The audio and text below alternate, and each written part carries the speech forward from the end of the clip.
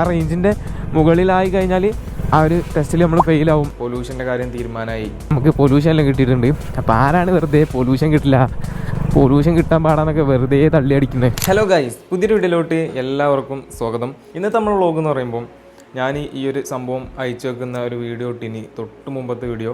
അപ്പോൾ ഇൻസ്റ്റയിൽ റീലും യൂട്യൂബിലൊക്കെ ഇട്ടിനി വീഡിയോ. അപ്പോൾ വീഡിയോ ഇട്ട സമയത്ത് കമൻസൊക്കെ കണ്ടിനി റീലിൽ, എന്ത് ഈ ഒരു സംഭവം ഇട്ട് കഴിഞ്ഞാൽ പൊല്യൂഷൻ്റെ കാര്യം തീരുമാനമായി, അതുപോലെ പൊല്യൂഷൻ കിട്ടുമോ എന്നൊക്കെ ചോദിച്ചിട്ട് ഒരു കമൻറ്റ് ഉണ്ടായിരുന്നു. അപ്പോൾ ഇന്ന് നമ്മൾ ആ ഒരു കമൻറ്റ് ബേസ് ആയിട്ടുള്ളൊരു വീഡിയോ ആണ് ചെയ്യാൻ വേണ്ടി പോകുന്നത്. കാരണം എന്താണെന്ന് വെച്ചാൽ നമ്മുടെ വണ്ടിയിൽ ഓൾറെഡി എന്താ പറയുക, പൊല്യൂഷൻ തീർന്നെടുക്കുകയാണ്. അപ്പോൾ നമുക്ക് പൊല്യൂഷൻ എടുക്കേണ്ടതായിട്ടുണ്ട്.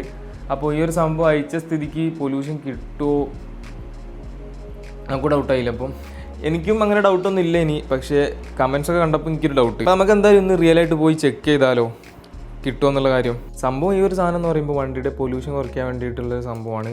സായ് സിസ്റ്റം എന്നൊക്കെ പറയും, സെക്കൻഡറി എയർ ഇൻഡക്ഷൻ എന്നൊക്കെ പറഞ്ഞിട്ടുള്ളൊരു സംഭവമാണ്, ഒരു സിസ്റ്റമാണിത്. നമ്മുടെ പ്രൈമറി എയർ ഇൻഡക്ഷൻ എന്ന് പറയുമ്പോൾ ഡയറക്റ്റ് എയർ ഫിൽറ്ററിൽ നിന്ന് കാർബറേറ്റർ വഴി എന്താ പറയുക എഞ്ചിനിലോട്ട് പോകുന്ന ഒരു എയർ സിസ്റ്റമാണ് പ്രൈമറി. ഇത് സെക്കൻഡറി ആണ്. സെക്കൻഡറി മീൻസ് പൊല്യൂഷൻ കുറയ്ക്കാൻ വേണ്ടിയിട്ട് ഒന്നും കൂടി സെറ്റപ്പ് ചെയ്തൊരു സംഭവമാണ്. അതിനാണ് ഈ ഒരു സായ് സിസ്റ്റം എന്ന് പറയുക, സെക്കൻഡറി എയർ ഇൻഡക്ഷൻ എന്ന് പറയും. അപ്പോൾ അതാണ് സംഭവം. അപ്പോൾ ഇത് വണ്ടിക്ക് നല്ലതാണ് ശരിക്കും പറഞ്ഞാൽ. ഞാൻ ഒരിക്കലും ദൂരിക്കോളി എന്ന് ആരോടും പറയില്ല. കാരണം എന്താ വെച്ചാൽ ഉള്ളിൽ സ്മെല്ലൊക്കെ ഉണ്ട് കേട്ടോ, പെട്രോളിൻ്റെ ഒക്കെ ആയിട്ടുള്ളൊരു സ്മെല്ലുണ്ട്.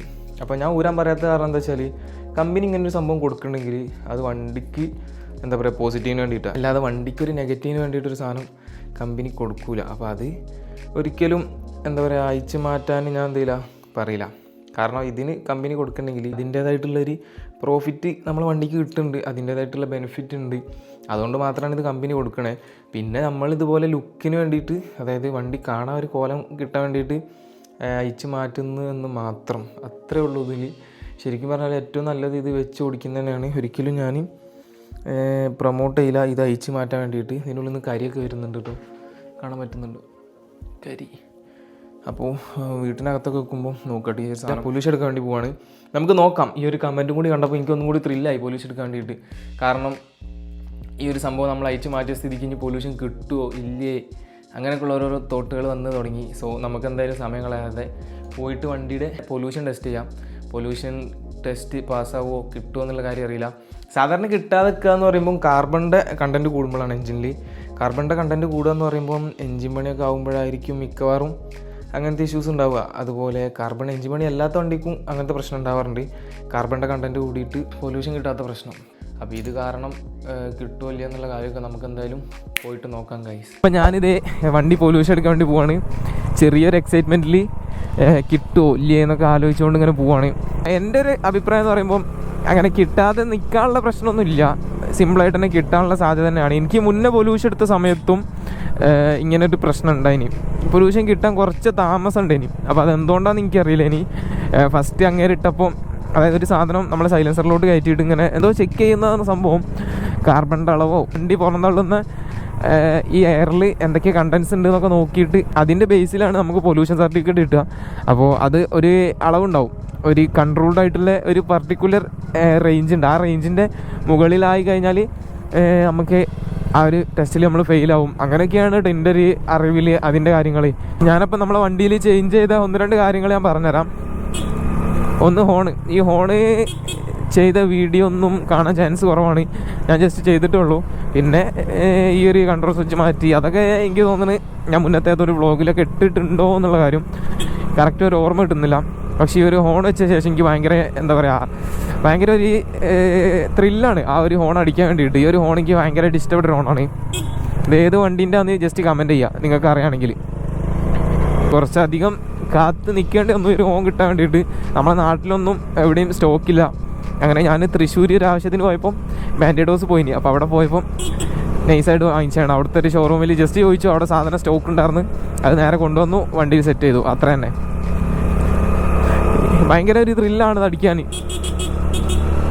എന്താണ് ഹോണിൻ്റെ സൗണ്ട്. വണ്ടി അഴുക്കായി കിടക്കുക കേട്ടോ, അത്യാവശ്യം പൊടി സംഭവങ്ങളൊക്കെ ഉണ്ട്. നമ്മളവിടെ റോഡ് പണി നടക്കുകയാണ്. വണ്ടി കഴുകി കഴിഞ്ഞ് ഒരു റൗണ്ട് പോയാൽ തന്നെ അത്യാവശ്യം പൊടി വണ്ടി കയറും. വണ്ടി കമ്പനി ഇറക്കുന്ന ആ ഒരു സംഭവത്തിൽ നിന്ന് എന്ത് മാറ്റങ്ങൾ വരുത്തിയാലും അതിൻ്റേതായിട്ടുള്ള നെഗറ്റീവ് വണ്ടിക്കുണ്ടാവും.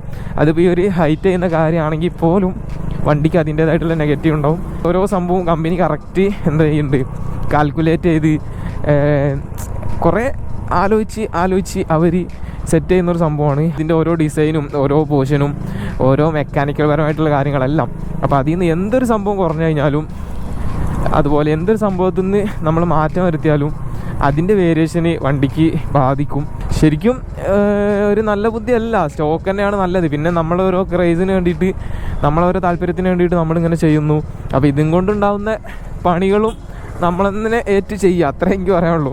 അതായത് എന്ത് സംഭവം ചെയ്യുകയാണെങ്കിലും അതിനെ നെഗറ്റീവ് ഉണ്ടെങ്കിൽ അത് നമ്മൾ സഹിക്കുക, അത്ര തന്നെ. അപ്പോൾ ഇതുകൊണ്ടുണ്ടാകുന്ന നെഗറ്റീവ് അതിനൊരു സൊല്യൂഷൻ നമ്മൾ കണ്ടെത്തുന്നു, അത് ചെയ്യണം. അതൊരു പ്രാന്താണ്. വണ്ടി ഇതാണ് സ്റ്റോക്ക് വണ്ടി പോകുന്നത്.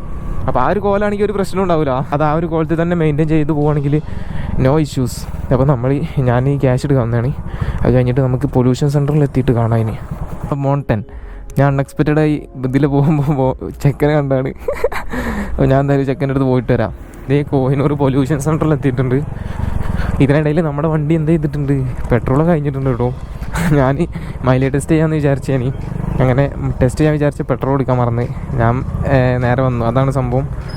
സോ നമുക്കെന്തായാലും ടെസ്റ്റ് ചെയ്യാം. തിരിച്ചിടാൻ പറയുന്നു.